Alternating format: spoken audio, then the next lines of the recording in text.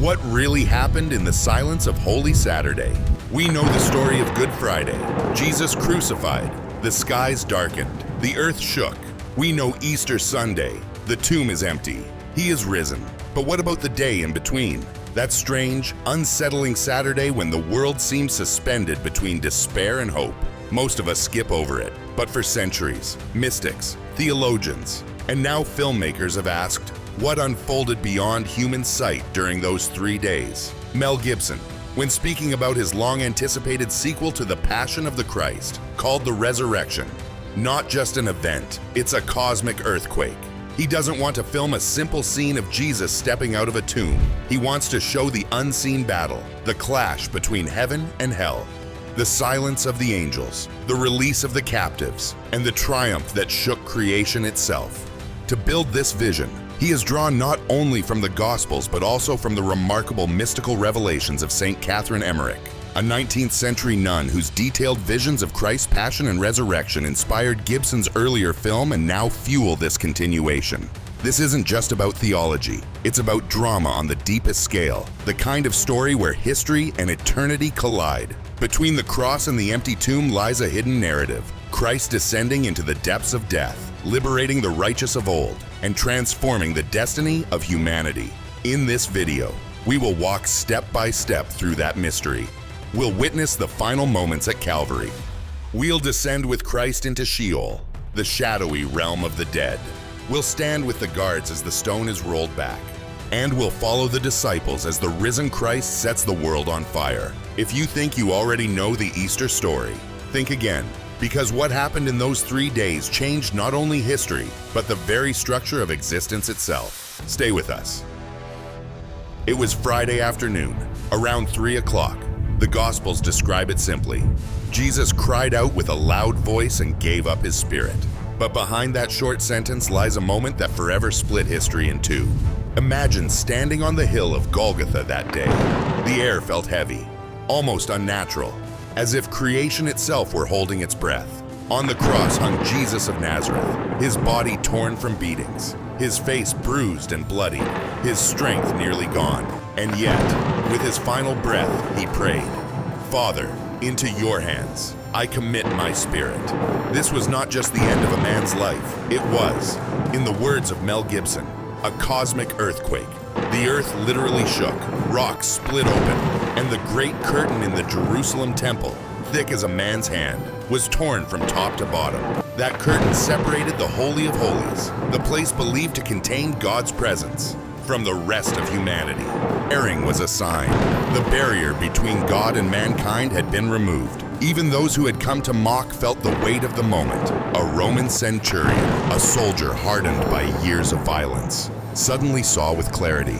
Looking up at the crucified man, he whispered, "Truly, this was the Son of God."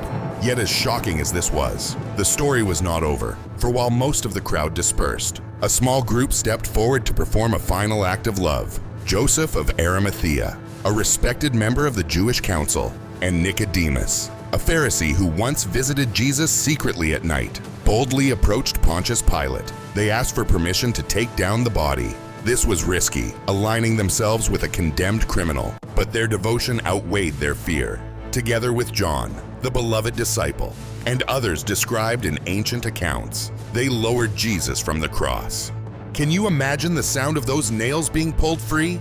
Each one echoing like a drumbeat of grief. Standing nearby was Mary, his mother.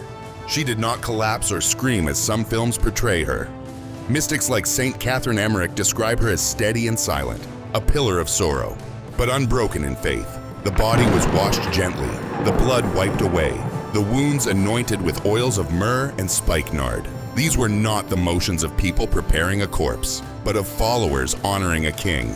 Then, wrapped in linen, Jesus was placed in a new tomb carved out of rock, near an old olive press. From Rome's perspective, this was a potential security problem. Pilate feared Jesus' disciples might stage a theft to claim he had risen, so he stationed a detachment of guards, 16 soldiers, to seal and protect the tomb. A massive stone, weighing nearly 2 tons, was rolled across the entrance. No one could enter, no one could leave. And yet, Despite Rome's precautions, something invisible was already stirring. Catherine Emmerich's visions describe a subtle fragrance lingering in the air around the tomb, a sweetness that only the pure in heart could sense. For Mary and John, it was a sign. The story was not finished.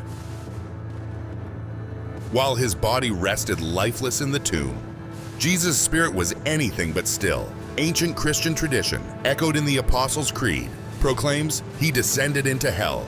But this word hell can be misleading. In the Hebrew imagination, it was not the fiery place of eternal punishment we think of today, but Sheol, the shadowy realm of the dead.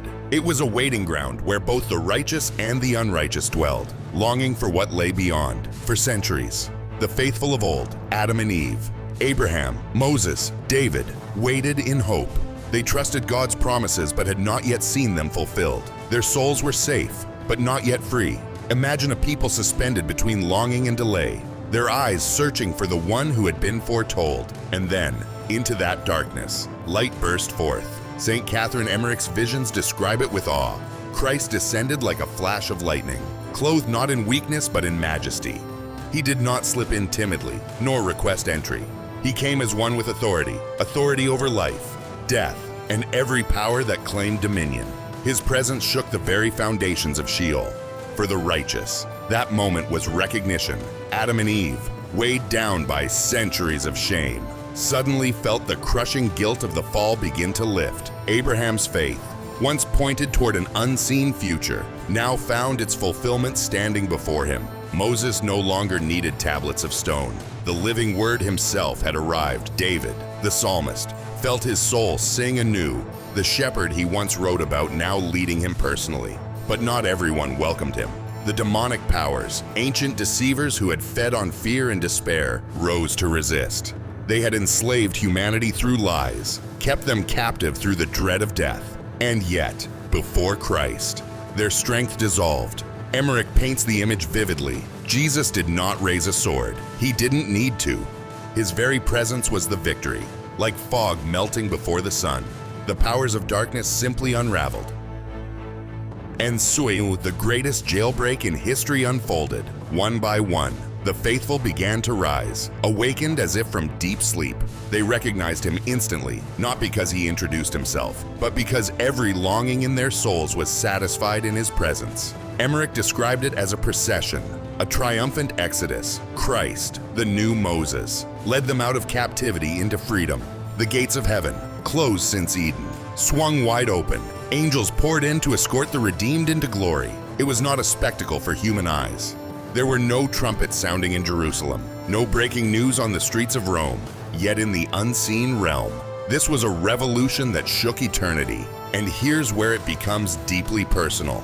This descent into Sheol is not just about ancient souls. It is also about us. We all carry our own Sheol, the parts of our lives that feel buried, forgotten, or trapped in shadow. The shame of past mistakes, the fear that paralyzes, the grief we bury so deep it almost feels unmentionable. The resurrection proclaims that Christ is not afraid to step into those very places. He descends into our darkness, not to condemn, but to call us out.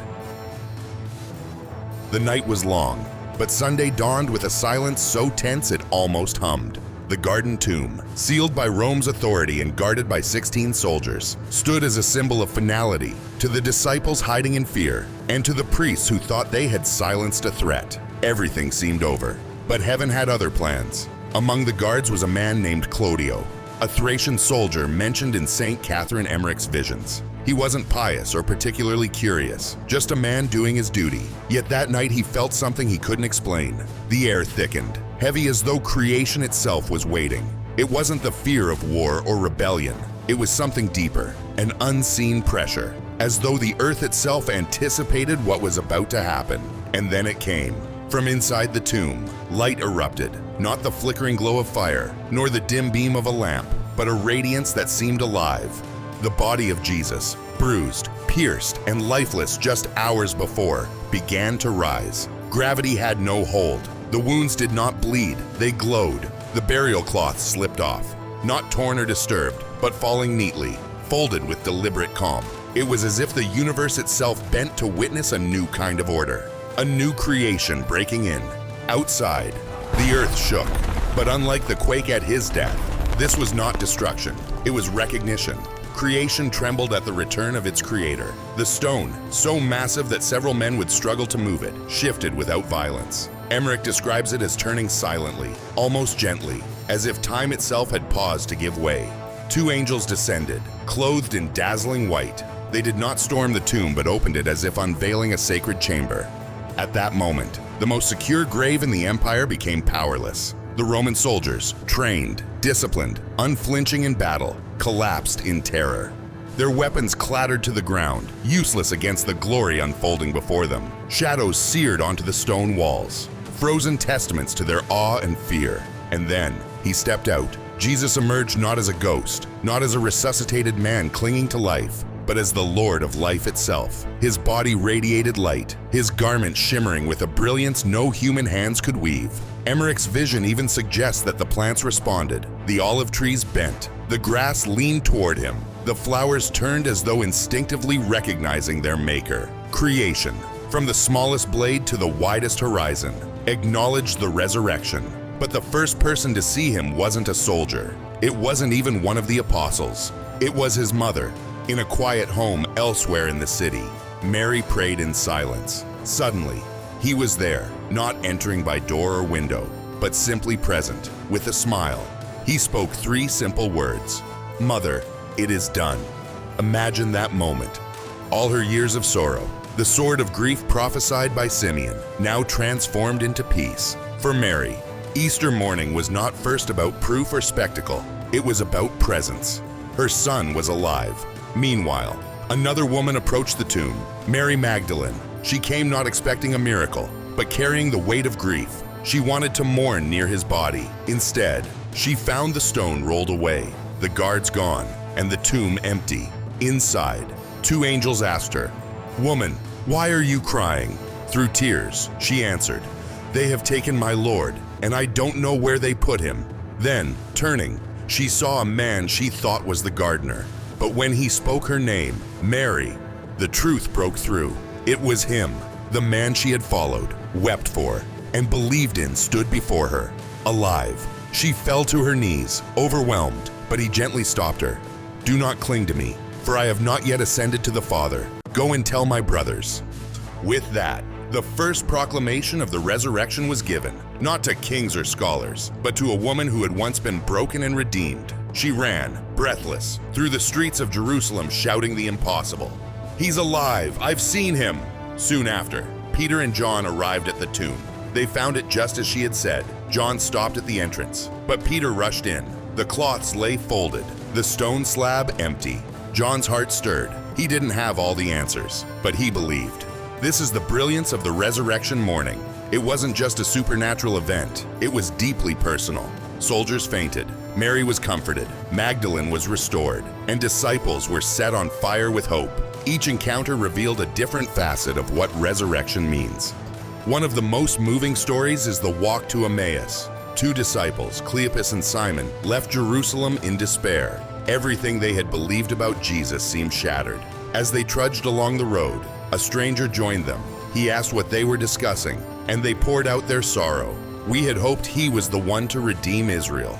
The stranger listened, then opened the scriptures to them, showing how the Messiah's suffering was foretold. Their hearts burned within them, but still they did not recognize him. Not until they sat at a table, and he broke bread. In that instant, their eyes opened. The stranger was Jesus. The one they thought lost forever was walking beside them all along. This story echoes our own lives. How often do we walk in disappointment, thinking our hopes have collapsed, unaware that Christ is beside us in disguise? Recognition often comes not in grand revelations, but in simple acts like the breaking of bread or the quiet unfolding of Scripture. That same evening, back in Jerusalem, the disciples huddled in fear behind locked doors. Suddenly, without sound or warning, he was there. No footsteps, no knock, just presence. "Peace be with you," he said. It wasn't a casual greeting. It was a declaration. The war between sin and death was over. Peace now reigned. To prove he was no ghost, he showed them his wounds and asked for food. They gave him a piece of fish, and he ate it in front of them. The simplest act, eating, became proof that the resurrection was real. But one disciple was absent. Thomas, when the others told him, he refused to believe. "Unless I see the wounds and touch them myself, I will not believe," he insisted. 8 days later, Jesus returned specifically for him. He invited Thomas to touch his hands and side. Overcome, Thomas fell to his knees, "My Lord and my God." And Jesus replied with a message that stretches through the centuries. Blessed are those who have not seen and yet believe. That blessing is for every believer who has carried faith without physical proof. For you. For me. For millions through time. The appearances continued. Jesus met his disciples by the Sea of Galilee, where Peter, still haunted by his denial, went fishing. After a long night with no catch, a voice from the shore called out, "Cast the net on the right side." They obeyed, and the nets nearly burst with fish. Recognizing him, Peter plunged into the water and swam to shore. There, Jesus had prepared breakfast, over bread and fish. He restored Peter, asking 3 times, "Do you love me?" One for each denial. It was not just forgiveness, but recommissioning. Feed my sheep. These moments show that the resurrection wasn't just a cosmic victory, it was deeply personal restoration. To Thomas, it brought faith. To Peter, it brought healing. To Mary Magdalene, it brought belonging. To all the disciples, it brought courage. And then came the ascension.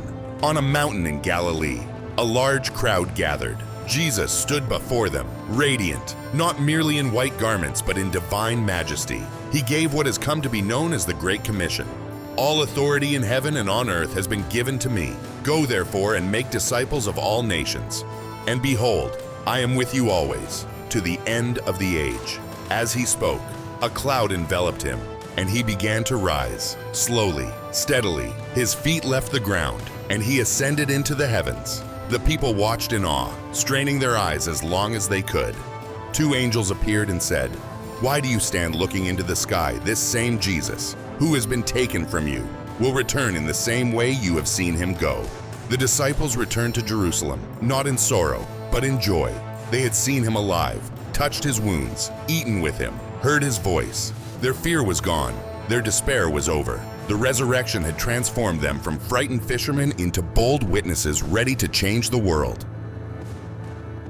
The story could have ended with the ascension, but in truth, it was only beginning, because 10 days later, at Pentecost, the Spirit came like wind and fire, igniting the birth of the church, and the flame that began in an upper room would soon set the world ablaze. 10 days after the ascension, Jerusalem was crowded with pilgrims for the Feast of Pentecost.